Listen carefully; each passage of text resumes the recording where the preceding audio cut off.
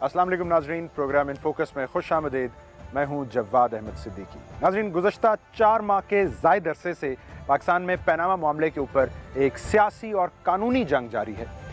इस कानूनी और सियासी जंग में बज़ाहिर अब एक नया मोड़ आ चुका है। स्पीकर कौमी असम्बली अयाज सादिक साहब ने वज़ीर आज़म की नाअहली रेफरेंसेस को मुस्तरद कर दिया है, जिनकी तादाद 4 थी, जबकि तहरीक इंसाफ के चेयरमैन इमरान खान साहब और उनके करीबी साथी जहांगीर खान तरीन साहब के खिलाफ जो नाअहली रेफरेंसेस थे उनको मजीद कानूनी कार्रवाई के लिए इलेक्शन कमीशन ऑफ पाकिस्तान को भिजवा दिया है। अपोजिशन लाजमी तौर पर इस पेशरफ पर सरापा एहतजाज है, सीखपा है। जुमेरात को कौमी असम्बली से अपोजिशन ने वॉकआउट किया। इमरान खान साहब तो यहाँ तक गए कि उन्होंने कहा कि अब वो अयाज सादिक साहब को स्पीकर मानेंगे ना पुकारेंगे। दूसरी जानिब नाज़रीन, हमारे जहन में है कि अब वज़ीर आज़म की नाअहली के लिए जो रेफरेंसेस, चाहे वो तहरीक इंसाफ के हों या पीपल्स पार्टी या दीगर सियासी जमातों के, वो इलेक्शन कमीशन ऑफ पाकिस्तान में इस वक्त ज़ेर समात हैं। जबकि एक तीसरा महाज भी है सुप्रीम कोर्ट का, जहाँ एक पटिशन वज़ीर आज़म की नाअहली के लिए तहरीक इंसाफ की जानिब से दायर की गई। इब्तिदा में ये रद्द की गई सुप्रीम कोर्ट की जानिब से, और अब तहरीक इंसाफ इस पर अपील लेकर दोबारा सुप्रीम कोर्ट जा चुकी है। बुनियादी सवाल नाजरीन कि ये रेफरेंसेस का मामला, ये नाअहलियों का मामला, आखिर ये किस महाज पर जंग लड़ी जाएगी? और इतने सारे महाज जो अपोजिशन ने बैक वक्त खोल लिए हैं, चाहे वो सुप्रीम कोर्ट हो, इलेक्शन कमीशन ऑफ पाकिस्तान हो या फिर अवामी अदालत हो, इस सब का फ़ायदा क्या अपोजिशन को कुछ मिलेगा? अपोजिशन इससे कुछ हासिल कर पाएगी? इस पर हम हुकूमती और अपोजिशन अरकान की राय इस प्रोग्राम में शामिल करेंगे। अल्लाह ताला को हाजिर नाजिर जान के कहता हूँ, खान साहब, मैंने जान के नहीं मारी थी, गलती से लगी थी। मैंने फैसला किया उसको अयाज सादिक कहने का, वो स्पीकर मेरी नजर में नहीं है। नाज़रीन, इस वक्त हम मौजूद हैं सीनियर कानूनदान और तहरीक इंसाफ के रहनुमा नईम बुखारी साहब के साथ, और पनामा मामले पर जो नई सूरत हाल बनी है उसके कानूनी और आइनी पहलुओं पर इनसे बात करते हैं। नईम साहब, बहुत शुक्रिया। थैंक यू बेटा। सर, स्पीकर कौमी असम्बली ने नवाज शरीफ साहब के 4 रेफरेंसेस को मुस्तरद कर दिया उनके खिलाफ। इमरान खान साहब और JKT साहब के रेफरेंसेस अगर आगे भेज दिए तो कानूनी और आइनी तौर पर उन्होंने क्या गलत किया है, सियासी और अखलाकी तौर से हट के? नहीं, मैं समझता हूँ उन्होंने अपनी वफादारी का पूरा सबूत दिया, and he is done well for himself. But अगर मैं उनका मुशीर होता तो मैं उनको कहता कि आप मियाँ साहब से ये कहें, आपके ख़िलाफ़ एक रेफरेंस तो ऑलरेडी इलेक्शन कमीशन सुन रहा है, तो ये जाने से कौन सी क़यामत आ जाएगी? यहाँ तो ये हो कि इलेक्शन कमीशन के पास कोई रेफरेंस हो ही ना, एक डॉक्टर यास्मीन का रेफरेंस सुन रही हैं वो, this is only an overlapping reference, ये साथ में किया हुआ है। आप इमरान खान का भेज रहे हैं, कुछ I have to be even handed. ये तो सियासी कंसिडरेशन है, इसमें आइनी और कानूनी नुक्ता कहाँ है? देखिए, article 63 is very interestingly phrased. वो कहता है कि आप स्पीकर को रेफरेंस देंगे, और अगर वो कुछ ना करे तो 30 दिन के बाद it will be deemed to have gone to the election commission. अगर वो ये कहे कि सवाल ही नहीं कोई इसमें उठता, he passes an order, so and then that reference stops there, right? So what, मैंने उनका ऑर्डर अभी तक पढ़ा नहीं है, वो मिलेगा तो पढ़ लेंगे। Let me sort of give you a historical example. एक और स्पीकर ने क्या किया, जब यूसुफ रज़ा गिलानी साहब के खिलाफ 5 रुकनी बेंच ने फैसला दे दिया कि you are convicted till the rising of the court and this में entail consequences under article 63G of the constitution, जो कहती है कि if you bring the judiciary into ridicule you may lose your membership and you may be disqualified for 5 years। Doctor Fahmida Mirza ने उस पर 5 सफ़े का order pass कर दिया, और कहा नहीं, It does not। वो ऑर्डर चैलेंज हुआ सुप्रीम कोर्ट में। सुप्रीम कोर्ट ने उसने 2 बातें की। एक बात उन्होंने ये की कि ये पार्लियामेंट का अंदरूनी मामला नहीं है, this is an act of the speaker which is not immune from judicial review. दूसरी बात उन्होंने बड़ी मजेदार की, इफ्तिखार चौधरी साहब, खैर मेरी तो उनके साथ ख़ास मोहब्बत रही है, उन्होंने कहा कि मैं तो हैरान हूं कि बेंच ने क्यों नहीं इन्हें डिस्क्वालीफाई कर दिया। The bench seems to have exercised judicial restraint. Coming back, इस केस में तो अदालत की तरफ से एक फैसला मौजूद था, इधर तो कोई फैसला नहीं था स्पीकर के सामने। स्पीकर ने अपनी सवाबदीद का इस्तेमाल करना That सवाबदीद is challengeable in the Supreme Court. So appellate forum supreme court और सुप्रीम कोर्ट ये नहीं कह सकती कि ये तो पार्लियामेंट्री प्रोसीडिंग है, नहीं, वो प्रोटेक्टेड कह चुकी है कि नहीं है। देखिए उसके आगे जवाद ख्वाजा साहब ने एक और एडिशनल नोट, बात होता है ना जजमेंट कंकरेंट देते हैं आप, बट जजेस want to give an additional note. उसने एडिशनल नोट कमाल लिखा। उसने कहा we are the sentinels of the constitution, हमें पहरेदार, व्हिच इज ट्रू। जब कोई मेंबर चाहे वो प्राइम मिनिस्टर क्यों ना हो आइन और कानून की खिलाफ वर्जी करे, he acts against the will of the people. The moment he does that, it is the job of this court to say so. The matter is as simple as that. Speaker का फैसला supreme court Of course, it will go to the Supreme Court. Moving on, supreme court में Tehreek Insaf appeal दायर कर चुकी। इब्तदा में आपकी उन्होंने पिटीशन पर कहा जी आपने मुतल्लिका फोरम्स को एग्जॉस्ट ही नहीं किया, एक बल्कि फ्रिवलस का मज़ाक़ खेज कह दी। तो ये एक वक्त में सर मल्टीपल फोरम्स को एंगेज कर लेना, ये कॉन्फिडेंस है, फ्रस्ट्रेशन है, ये क्या है सर? अच्छा, ओके। देखिए सुप्रीम कोर्ट ने एक पहले फैसले और फंडामेंटल राइट्स पे हमारी बड़ी रिच हिस्ट्री है सुप्रीम कोर्ट की, and it if anything goes to the credit, I wonder if this goes to credit to mister Iftikhar Chaudhry, वो ये है कि उन्होंने दायरा इख्तियार सुप्रीम कोर्ट का एक्सपैंड किया, यानी फंडामेंटल राइट्स के ज़ुमरे में उन्होंने दुनिया जहान का काम कर दिया। तो प्रेसिडेंट्स हैं पहले बेशुमार। सो ये और ये एडमिनिस्ट्रेटिव ऑर्डर होता है। देयर इज नो कि कोई ज़रूरत नहीं कि आप अल्टरनेटिव फोरम करें। Supreme court there concurrent right है, ज्यूरिसडिक्शन है हाई कोर्ट की ऑन फंडामेंटल राइट्स, वहाँ पर्सन अग्रीव्ड होना चाहिए, यहाँ पर्सन अग्रीव्ड नहीं होना चाहिए। It must be a question of public importance, ठीक है। जब अगर आप, I don't know whether you are in the business not, जब अल जिहाद ट्रस्ट का केस आया कि क्या सजाद अली शाह साहब out of turn chief justice बन सकते हैं नहीं, तो हाई कोर्ट में भी पिटिशन पेंडिंग थी, सुप्रीम कोर्ट ने कहा वो भी हम उठा लेते हैं। सो ये बाकी फोरम से भी हम ले लेते हैं। pick it up, and this is not the first time or the last time. Now, I have been proved, Jawad bhai, wrong so many times that it has ceased to embarrass me anymore. I don't know. वो कहते हैं मैं जिहड़ी गल करना हमेशा सच होंदी है, so मेरी embarrassment वो नहीं रही है। It is a very ridiculous order passed by the registrar of the Supreme Court. लेकिन आपने अपनी एम्बैरेसमेंट का हवाला तो अपील में दिया। आपने कहा जी इतने सीनियर वकील हैं, 100 साल हो गए ना, कलेक्टिव विजडम को आपने तौहीन कर दी है। बैकग्राउंड मैं आपको बता देता हूँ। एक अपील SM जफर साहब ने ड्राफ्ट की जजेस के केसेस में, जब वो जस्टिस जाहिद हुसैन को रिप्रेजेंट कर रहे थे, you know it was written with what words? Frivolous. अच्छा, अगेन हिस्ट्री। ऐसी कोई बात नहीं है। वी थिंक, मेरी जाती reading as an officer of that court, देखिए मुझे 36 साल हो गए सुप्रीम कोर्ट का वकील बने हुए, and that's a long time. इतने में तो 5-7 मुआशके ख़त्म हो जाते हैं जितनी देर में। Awais 36 years, Hamid Khan almost 40 years, so we have 100 years within us to do so। मेरा ज़ाती ख्याल यह है, ज़ाती सोच, एक दफ़ा ना कार्ल सैगन था ना कॉस्मोस वाला, उसको किसी ने कहा he was dying of cancer, तो उसने कहा कि mister Sagan what is your gut feeling whether God exist? तो कहता है I try not to think with my gut, so I am not thinking with my gut, I am thinking out of experience. Bukhari साहब ये मुआशका तो अभी होना है शुरू, पिटीशन तो अभी लगनी है, उससे पहले नहीं महाज खुल गया आप लोगों का? एक और मैं आपसे अर्ज करूं, जिस तरह, how can I put it into phrases? Let me use a phrase of a gentleman that I did not like as a person, but was a great philosopher, lawyer, A.K. Brohi. उनकी किताब है testament for faith, उसमें एक sentence बड़ा अच्छा है, man lives in the womb of time. इंसान वक्त की कोख में रहता है।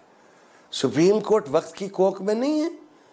1954 में तमीजुद्दीन वाला फैसला हुआ, आप होल्ड कर दिया, एम्बैरसमेंट दर। जब खालिद अनवर नवाज शरीफ साहब वाला केस बहस कर रहे थे, one of the things he said was, जनाब इसे ठीक करें ताकि तमीजुद्दीन की रूह को चैन आ जाए, राइट? देन रिमेंबर when मोहतरमा बेनज़ीर's government was dismissed, the Supreme Court refused to restore it. When Nawaz Sharif's government was removed by Ishaq Khan Saab, the Supreme Court restored it. Do you know what did Sajjad Ali Shah say in the dissenting judgment? It seems that when the Prime Minister is from Sindh, the Supreme Court has different attitude. But when the Prime Minister is from Punjab, the Supreme Court has a different attitude.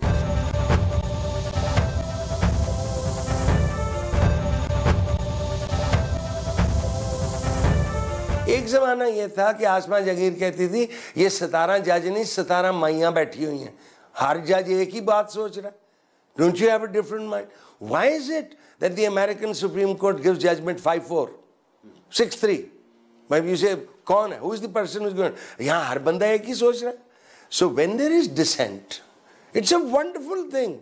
That means the court is thinking. The court is also in the eye of history and in the eye of the present. I have zero doubt at this moment as a lawyer, irrespective whether ये PTI का case हो, किसका case हो, that the judge in chamber who will hear our appeal will overrule this objection. Will overrule this objection. एक हल्की सी doubt नहीं मेरे ज़हन में इसके बारे में. मूविंग ऑन, इलेक्शन कमीशन में आपकी पिटीशन आपने खुद भी रेफर किया. रिसेंट पास्ट में अराउंड 2007 शेर अफगन न्याजी साहब ने एक नायली रेफरेंस डाला इमरान खान साहब के खिलाफ, और रिपोर्टेडली अब इलेक्शन कमीशन ने हामिद खान साहब को कहा कि जनाब उस वक्त आपने मौक़िफ़ इख्तियार किया कि इस तरह के रेफरेंसेस तो इलेक्शन कमीशन सुन नहीं सकता, अब आप खुद ऐसी इस्तदा लेकर आ गए. सो ये तजाद है पीटीआई के मौक़िफ़ में? I am not part of that. एक नौजवान वकील है Anees Hashmi, and I am proud that I taught him at the City Law College. He's doing it now. Hamid Khan Saab has stepped into that petition. मैंने ये अखबार में पढ़ा है कि और जिस पे हामिद खान साहब ने ये फरमाया है कि उसके फैक्ट्स और थे, circumstances different. वो moral grounds पे था. I am not in a position to comment on it. But if I read that petition and I were to read and understand क्या कहा है उन्होंने, और मुझे वो शेर अफगन साहब वाली भी पिटिशन याद नहीं है इस वक्त. आई don't know what that petition. I remember शेर मॉरल ग्राउंड्स पर. अच्छा, आई रिमेंबर शेर अफगन साहब वेरी वेल. ये डॉक्टर शेर अफगन न्याजी है ना, जिनको सारी आइन आती थी, बट वो ऐसे बोलते थे कि he would put a dead man to sleep. नहीं, बड़ा मीठा आदमी था. यास्मीन राशिद साहिबा के केस में इलेक्शन कमीशन ऐसी रेफरेंसेस सुन सकता है? क्या नहीं सुन सकता? सुननी चाहिए. इमरान खान साहब 2014 में भी ये बात कह रहे थे कि मुझे किसी इदारे से इंसाफ नहीं मिल रहा. अभी वो फिर कह रहे हैं मैं इदारों को टेस्ट कर रहा हूँ. सो ये थोड़ा सा पॉलिटिकल सवाल हो सकता है, बट आपको लगता है कि इवेंचुअली ये तमाम फोरम्स पे एंगेज करके मायूस होना, रिजेक्शन होना, ये तहरीक इंसाफ के केस को हेल्प कर रहा है? बिल्कुल कर रहा है. देखिए, व्हाट डू यू डू. एक ज़माने में जब मियाँ साहब प्राइम मिनिस्टर थे तो उनके बारे में बात मशहूर थी कि मियाँ साहब के ख़िलाफ़ अगर कोई केस हो जाए तो वो कहते हैं कि वकील नहीं, कोई शरीफ या जज ही कर लेते. I don't know whether this is true और not, but every angel has his day. I am not going to. My personal thinking is that मियाँ साहब has reached the end of the rope. He can't get out of this. He stands up in the national assembly and say जनाब हमारी जब छीनी गई, हमारी foundry छीनी गई तो हमने फैसला किया कि हम दुबई में तो हमने दुबई स्टील मिल्स बनाई. हुए भुट्टो साहब के दौर में आप डॉलर लेके गए with doctor Mubashir Hassan as the finance minister. वो आप तो $4 नहीं लेके जा सकते. ये सब चीजें सही या गलत साबित होंगी किसी फोरम पे ना सर? हाँ जी, वो सुनेगा तो होंगी ना. कोई सुनेगा, और नहीं भी सुनता तो आपको सूट नहीं. देखिए, मियाँ साहब उनके निकल गया मुंह से कि हमने फ्लैट्स 2006 में खरीदे, और यार आ गए हैं. वी नो दो sale deeds. In fact we also have instructions issued by the First Lady to her solicitor. We know exactly how 4 million pounds were transferred from out of this country. There is no way that Mia Saab can say कि मेरी जो बेटी जिसको मैं dependent show कर रहा हूँ ये sole beneficiary नहीं है उसकी. There is no way that Mia Saab can deny कि $2 million मेरे बेटे ने मुझको भेजे हैं. How can he deny that? Is that his income or is it a gift or is it taxable? उसमें से मैंने 3,77,00,000 रुपए अपनी बेटी को दिया और 24 करोड़ की ज़मीन दी. Why is that not reflected in the son-in-law's return? कानूनी सवालात. Towards the very end, Pakistan commission of inquiries act 2016 कौमी असम्बली में हुकूमती बिल, पनामा इंक्वायरीज एक्ट 2016 सेनेट में पीपल्स पार्टी का. आपके दानिश में अब ये जंग कानूनी और आइनी तौर पर हारी या जीती जाएगी या सियासी तौर पर? Your take. सियासी तौर पर। टुवर्ड्स द वेरिएंट, सर आपने एक सियासी जमात ज्वाइन करनी है, इज इट लाइक कि आपने किसी क्लाइंट का कोई केस ले लिया है या कोई कैफियत मुख्तलिफ है? नहीं, मैं अर्ज कर चुका यार, मैं एक कंफर्ट जोन में जिंदा था। I become 68, I made money, I have a house, 2 houses, I have come, my children are grown up. And I thought कि I was reading a book, A Brief History of Western Civilization, तो उसमें एक line मुझे लगी about Hellenistic Greece कि the first duty of a citizen is to politics. पहला काम उसका is to be part of politics. So मैं अपने दिल में झांका, मैं नाम MNA बनना चाहता हूँ, MNA बन के साथ रफीक बन जाऊँगा। बट मेरा दिल किया कि I should use my face and my celebrity status for some cause. Shaukat Khanam के तो हम नौकर आई हैं, बहुत ढूंढा, सोचा अल्ताफ हुसैन के पांव पड़ जाऊं, जरदारी साहब के पास चला जाऊं। Looked at everybody, there was only one man, and I that's why I have not accepted any office in this party, and my role is, आप मुझे जहाँ मर्जी यूनियन काउंसिल में ले जाएंगे, मैं घुल मिल जाऊंगा और आपको 10 वोट और मिलेंगे। That's all. That's my own role. बहुत शुक्रिया नईम बुखारी साहब। नाज़रीन, नईम बुखारी साहब ये फरमा रहे थे कि बहरहाल कानूनी और आइनी सवालात अपनी जगह मौजूद, बहरहाल इस पनामा मामले की जो जंग है इसका सियासी पहलू बाकी तमाम पहलुओं पर हावी रहेगा। प्रोग्राम में एक ब्रेक और फिर यही सवालात हुकूमती अरकान के सामने रखते हैं, उनका मौक़िफ़ आप तक पहुँचाते हैं। After short break.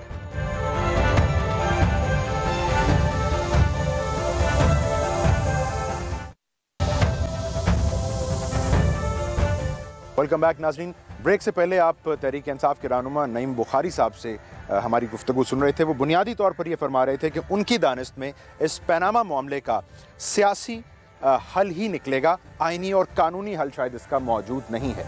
Imran Khan साहब तहरीक इंसाफ के चेयरमैन बहरहाल ये फरमा चुके हैं हालिया दिनों में कि वो इस पनामा मामले पर पाकिस्तान के इदारों को भी आजमा रहे हैं। 2014 में जब इमरान खान साहब इंतखाबात में मुबैना धांधली पर तहकीकात मांग रहे थे, उस वक्त भी उन्होंने ये कहा था कि मुझे किसी फोरम से, किसी इदारे से एहतसाब नहीं मिला, मजबूरन मुझे सड़क के ऊपर निकलना पड़ा है। उसके बाद हमने ये देखा कि नताइज से कतई नज़र सुप्रीम कोर्ट के चीफ जस्टिस नासिरुल मुल्क साहब की सरबराही में बिलाखिर एक कमीशन बना और उसने इंतखाबी धांधलियों के इल्ज़ामात का जायज़ा भी लिया। तो अब 2016 में अपोजिशन या तहरीक इंसाफ जब पनामा पर तहकीकात या इंसाफ मांग रही है तो उसके हाथ क्या आ सकता है? अगर एहतजाज होता है तो 2016 में हुकूमत तहरीक इंसाफ या अपोजिशन को क्या ऑफ़र कर सकती है? और फिर ये कि हुकूमत की दानिश में, हुकूमत की समझ में अब ये महज आइनी इदारों का इम्तहान है पनामा मामला, या हुकूमत इसको अभी भी अपने लिए एक टेस्ट, एक मुश्किल इम्तहान समझती है? यही सवाल हुकूमत के आगे रखते हैं और उनका मौक़िफ़ आप तक पहुँचाते हैं।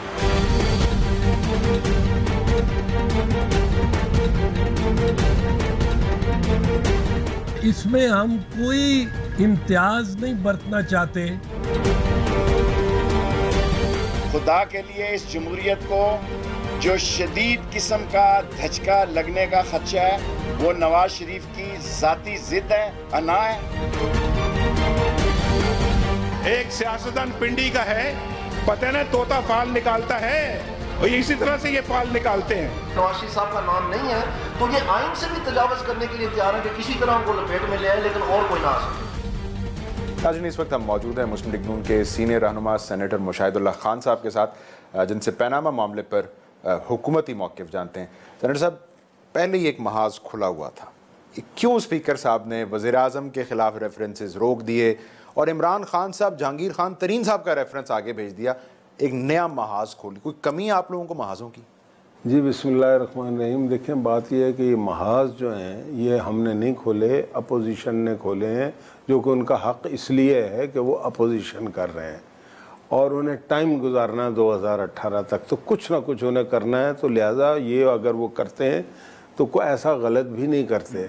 लेकिन इस करने का ये मतलब नहीं है कि वो एक ऐसे शख्स पे इल्ज़ाम लगाएं जिसकी हर चीज़ क्लियर है, जो एहतसाब की चक्की से गुज़र चुका है परवेज़ मुशर्रफ के दौर में 9 साल, जो इससे पहले बेनज़ीर की चक्की से भी यानी कि निकल गया है, और अब अगर रेफरेंसेस आए, पहली बात तो बड़ी सिंपल ये है कि अगर कौमी असम्बली का स्पीकर जो एक इंस्टीट्यूशन है उसके पास कोई रेफरेंस आया है तो ये उसकी सवाबदीद है कि वो किस रेफरेंस को दुरुस्त समझता है, जो भी उसके पास पेपर्स हैं, और किसको दुरुस्त नहीं समझता, किसको भिजवाता है, किसको नहीं भिजवाता।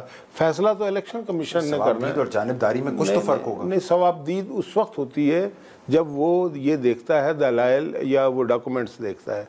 आप ये क्यों, आपकी ख्वाहिश है कि स्पीकर कौमी असम्बली आपकी मर्जी के मुताबिक फैसले करे? उसका फैसला गलत भी हो सकता है, मैं ये भी मानने को मर्जी के अगर आप ऑपोजिशन में होते, यही कैफियत आपके रेफरेंस के साथ होती, आप यही कहते हैं कि सुप्रीम उसके हम अगर स्पीकर की सवाबदीद है। हम अगर अपोजिशन में होते ना इनकी जगह तो हम ये काम ही ना करते, ये पनामा लीक शीक करते ही ना, क्योंकि ये नॉन इशू है। हम अगर अपोजिशन में होते तो हम ये सोचते कि यार हम कश्मीर में इलेक्शन क्यों हार गए और इस बुरी तरीके से क्यों हार गए। माजी करीब में अपोजिशन ने बहुत कुछ किया है, इंक्लूडिंग नून लीग। देखें, आपने मुझसे सवाल किया ना, आप अपोजिशन में होते, मैं ये सोचता कि यार हर इलेक्शन में हार रहा हूँ, इसका मतलब है कि अवाम जो है, मेरे जलसों में लोग नहीं आ रहे, मेरे जलसों में लाखों आते थे, अब 2-2 हज़ार लोग आ रहे हैं। मैं तो ये सोचता बजाय इसके कि मैं जुगाड़ लगाने के चक्कर में हूँ। पनामा लीग में दुनिया में कहाँ पे बात हो रही है सिवाय पाकिस्तान के चंद सर फेरों के? मुझे बताइए, क्या नेपाल में बात हो रही है, भूटान में हो रही है, बांग्लादेश में हो रही है, इंडिया में हो रही है, चाइना में हो रही है, रूस में हो रही है? लोगों ने इस्तीफे भी दिए हैं। एक आदमी, एक मिसाल, और वो इसलिए दिया 2 लाख अफराद का वो मुल्क आइसलैंड जिसके प्राइम मिनिस्टर पे डायरेक्ट इल्जाम था, वो इन्वॉल्व था। यहाँ हमारा प्राइम मिनिस्टर तो ये आपको सूट करता है कि इमरान खान साहब जेकेटी का नाम पनामा में नहीं है, लेकिन आप लोगों ने उनके खिलाफ एक रेफरेंस अपने स्पीकर के थ्रू इलेक्शन कमीशन को भिजवा दिया। ये आप लोगों को सूट करता है सियासी तौर पर? देखिए, सूट की बात को छोड़ें जी, सूट करता है या ओवरकोट करता है, ये बात की बात है। मसला ये है कि ये हर रोज झूठ बोलते हैं। इमरान खान, जहांगीर तरीन, अलीम खान के खिलाफ चीजें प्रूव्ड मौजूद है, नवाज शरीफ के खिलाफ नहीं है। ये बात समझने की है। मसलन 82 में ऑफशोर कंपनी उन्होंने रजिस्टर कराई, डिक्लेयर 2015 तक क्यों नहीं की? अलीमा खान के नाम पे दुबई में शौकत खानम के मिलियंस जो है ना डॉलर में वो जमा है, क्यों है? और आप लोगों ने भी 2016 में पनामा तक इसको छेड़ा ही नहीं। हमने इसलिए नहीं छेड़ा कि ये हमारा काम नहीं है। देखें ना, ये मसला और है, ये काम इंस्टीट्यूशंस का है। नैब जो है हुकूमती इदारा नहीं है, सुप्रीम कोर्ट आज़ाद है, हुकूमती इदारा नहीं है। ये बात समझने की, ये कहना आसान है कि हुकूमत ने इनके खिलाफ एक्शन हम तो ले ही नहीं सकते। प्राइम मिनिस्टर किसी को, किसी एक छोटे से छोटे आदमी को भी हथकड़ी नहीं पहना सकता। ये अदारों का काम है, अदारों को करने दें। लेकिन ये इसलिए कहा जाता है कि जी चूंकि एक्शन नहीं लिया इसका मतलब हम ठीक है, नहीं। अगर एक कत्ल हुआ है और कातिल नहीं पकड़ा गया तो इसका ये मतलब नहीं है कि कत्ल नहीं हुआ। कत्ल तो हुआ है ना भाई, और कातिल भी मौजूद है। लेकिन जब आप पर इल्जाम आए तो आप कत्ल की FIR दिखा दें, फिर इसको वो कहते हैं ये तो ब्लैकमेलिंग है। क्या आप कहते हैं आप मुझ पर इल्जाम ना लगाएं, मैं आपके कत्ल को नहीं, हमने ये नहीं कहा। देखें, हमारे मसाइल और हैं, हम हुकूमत में हैं। ये पिछले 3.25 साल से सवाए फलाना फ्लैट, उसका फ्लैट, मेरा फ्लैट, ये अजीब अजीब बातें। 3.25 साल पागल हो जाता ना आदमी एक ही बात करके। मुझे एक बात बताएं कि क्या सिंध में पीपल पार्टी की हुकूमत नहीं है? क्या KPK में इमरान खान की हुकूमत नहीं है? है ना। ये आज तक हमें ये बताएं कि इन्होंने इस मुल्क की तरक्की में क्या किरदार अदा किया पिछले 3.25 साल में। मैं बता सकता हूं कि नवाज शरीफ के ये मसाइल नहीं है पनामा लीक शीक। तो प्रोग्राम में एक ब्रेक शामिल करते हैं, उसके बाद फिर वापस आते हैं। Stay tuned.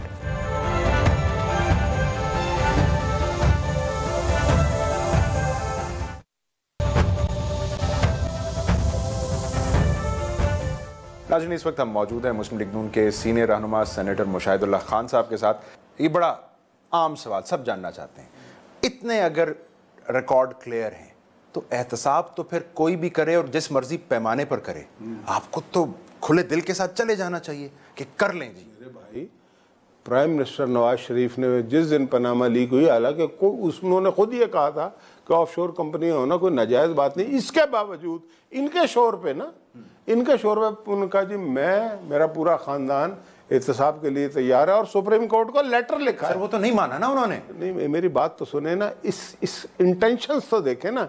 सुप्रीम कोर्ट को लेटर में लिखने का मतलब ये है कि आपने हर चीज़ दे दी ना, माना या नहीं माना ये बात की बात है। इसका मतलब है कि अगर आप इन्वॉल्व होते ना, आप कभी भी सुप्रीम कोर्ट को लेटर ना लिखे। इसलिए कि 12 मई परवेज़ मुशर्रफ ने की थी, उसको रात को किसी ने पूछा कि तुम इसकी तहकीकात कराओगे, उसने कहा नहीं कराऊंगा। क्यों कहा था नहीं कराऊंगा?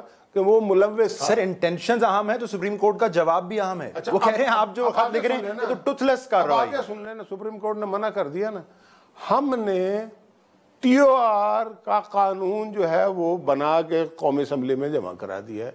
उसमें क्या है और इनके TOR में क्या है? इनके TOR में है कि नवाज शरीफ का एहतसाब करो, हमारे TOR में है कि नवाज शरीफ का भी करो, उसके खानदान का भी करो, जिन्होंने कमीशन लिए हैं उनका भी करो, जिन्होंने Pakistan commission of inquiries act है, जिन्होंने कर्जे माफ कराए हैं उनका भी करो। ठीक है, हर किस्म की करप्शन का करो। ये कहते हैं ना करो, क्यों? अब मेरी बात सुने, क्या ये बात आप नहीं समझते कि पीपल्स पार्टी करप्शन करने को अपने लिए काबिल फख्र समझती है? पीपल पार्टी आज एतजाज हसन और खुर्शीद शाह कहेंगे कि हमने एहतसाब करना है, जिनके बारे में आज से 4 दिन पहले chief justice Sindh high court ये कहता है कि तुमने 91 अरब रुपए लाड़काना में खर्च कर दिए, वो तो पूरे सिंध के भी नहीं है इतने। तो इस पैमाने से पाकिस्तान में कौन फिर आपके एहतसाब का कहे सर? कोई भी ना कहे। हमारा एहतसाब इंस्टीट्यूशन करेगा। हम इंस्टीट्यूशनलाइज कर रहे हैं चीज़ों को। पहले तो था ना, पर वजीर आजम के हाथ में होता था, अब तो नैब खुर्शीद शाह और कायदे ऐवान की मर्जी से बना है ना। अब और फिर अदालतें, हमारी जद्दोजहद की वजह से अदालतें आज़ाद हुई, वरना इससे पहले तो अदालतें आज़ाद नहीं थी। फिर एक बात बताएं, आपको भी लगता है कि यानी ये कानूनी जंग नहीं है, कोई कानूनी तौर पर जीतेगा हारेगा नहीं, सियासी जंग है ये? देखें, सियासी उन लोगों ने बनाई हुई है जिन्हें इस मुल्क से कुछ, असल मैं ये बात आपके प्रोग्राम में शायद पहले भी कर चुका हूँ कि ये एक बैनुल-अक़वामी एजेंडा है। CPEC के ख़िलाफ़ उस तरक्की को रोकना है, मईशत के पहिए को रोकना है, क्योस फैलाना है। ये ताहिरुल क़ादरी का क्या ताल्लुक़ है? हर चौथे दिन ये यहाँ पे आ जाता है, ये मुआवजा वसूल करते हैं। बाकी अल्ताफ़ हुसैन हो गया, बरामदाग बुख्ती हो गया, इमरान खान हो गया, ताहिरुल क़ादरी हो गया, ये सब अब एक ही एजेंडे पे हैं। और वो एजेंडा ये है कि दुनिया के कुछ ममालिक ये चाहते हैं कि किसी कीमत पे चाइना जो है वो गवादर में ना आए, इन समुद्रों में आके बिजनेस ना करे, जिसका पाकिस्तान को भी फायदा होगा, जिसमें हिंदुस्तान पेश है। और ये उनके आलाकार बन के बिल्कुल टुवर्ड्स द वेरी एंड। मुझे अब ये सितंबर में राइवेंड मार्च, ऑपोजिशन जमातें मिल जाती, बज़ाहिर ये लग रहा है कि जान तो अभी भी आसानी से छूटने वाली नहीं है। तो सोचा क्या है सर? हमारी देखें ना, जान हमारी कौन पके? ये ताहिरुल क़ादरी से। तो आप कंटेनर लगाते रहेंगे, ये जलसे करते रहेंगे? जो कंटेनर जो है वो, उस कंटेनर पे जो लोग खड़े हुए हैं, वो कंटेनर करप्शन के समुंदर में खड़ा हुआ है। तो वो कैसे एहतसाब की बात कर सकता है? देखे ना, एहतसाब की बात वो करेगा जिसका अपना घर साफ हो, जिसके हाथ साफ हो, जिसका मुंह साफ हो। जो मतलब के डूबे हुए हैं करप्शन में, वो नवाज शरीफ, जिसका तो कई दफ़ा हो चुका है ना। और फिर वो नवाज शरीफ की एहतसाब की बात कर रहे हैं जिन्होंने अपने सूबों को पत्थर के दौर में पहुंचवा दिया। 2014 में भी आपका एतमाद ऐसा था, खान साहब ये कह रहे थे कि मुझे किसी इदारे से इंसाफ नहीं मिल रहा, बिल आखिर एक कमीशन बना के आप लोगों को देना पड़ा था, उसमें मामला गया था। अभी भी बज़ाहिर वो कह रहे हैं मैं इदारों को टेस्ट कर रहा हूँ, इस दफा भी क्या ऐसा होगा? नहीं, मुझे कुछ तो देना पड़ेगा। नहीं, हम तो करने को, तो हम तो इनसे बातचीत को तैयार है। हमने असम्बली में TOR का कानून पेश कर दिया है, हर चीज़ है। लेकिन मैं ये यहाँ पे रुक जाएं कि उस कमीशन का क्या असर किया था। इन्होंने हमें लिख के दिया पूरी कौम को कि हम कमीशन के फैसले को मानेंगे, आज तक नहीं माना है। मान लेते हैं थोड़े भारी दिल के साथ, नहीं माना उन्होंने। अभी तक धांधली करते हैं। भाई उन्होंने कहा कोई धांधली नहीं हुई कमीशन ने। यार देखो इनका प्रॉब्लम क्या है, आपने इनकी तकरीरें सुनी है।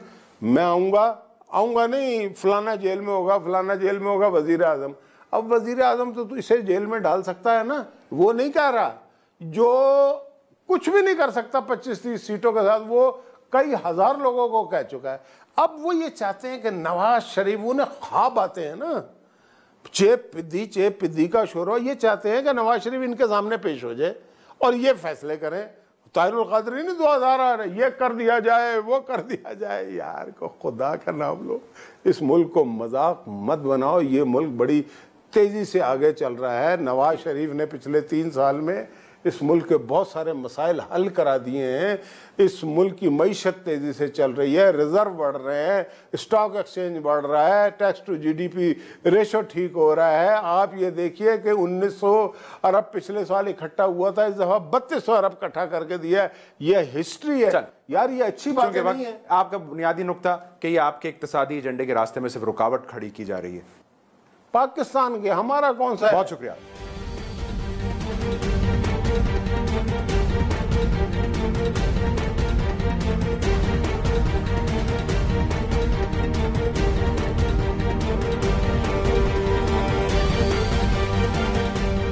नाज़रीन, पार्लियामान हो, इलेक्शन कमीशन हो या सुप्रीम कोर्ट, पनामा मामले को हल कहाँ होना है, इसके लिए हमें कुछ इंतज़ार शायद और करना होगा। तहरीक इंसाफ बिलखुसूस और अपोजिशन बेलुमूम सड़कों पर रहकर इस मामले का क्या नतीजा निकाल पाएगी, ये सवाल भी अपनी जगह मौजूद है। लेकिन बहरहाल अब एक चीज़ तय है कि मौजूदा सियासी गर्मा गर्मी के माहौल में हुकूमत के लिए एक तरफा तौर पर सुप्रीम कोर्ट को इंक्वायरी कमीशन के क़याम के लिए ख़त लिखना एक मुश्किल बल्कि नामुमकिन अमर दिखाई देता है। वहीं दूसरी जानिब अपोजिशन या तहरीक इंसाफ का मुसलसल सड़कों पर एहतजाज करते रहना, खुसूसन जो जो वक्त गुजर रहा है, इंतखाबात का वक्त करीब आएगा, ये भी मुश्किल और नामुमकिन दिखाई देता है, क्योंकि बहरहाल इन सियासी जमातों को इंतखाबात के हवाले से तैयारी के मोड में भी दाखिल होना है। सो इस इमारत यानी PM सेक्रेटेरिएट से ऑपरेट करने वाली शख्सियत वज़ीर-ए-आज़म पाकिस्तान ने पनामा टेस्ट, जो मुश्किल टेस्ट है, क्या इसको पास कर लिया है और अब ये पाकिस्तान के आईनी इदारों का इम्तिहान बन चुका है? इस पर आज के प्रोग्राम में हमने हुकूमत और अपोजिशन के अरकान की राय आप तक पहुँचाई। शायरा दस्तूर से इन फोकस की टीम को अब इजाज़त दीजिए। अल्लाह हाफ़िज़।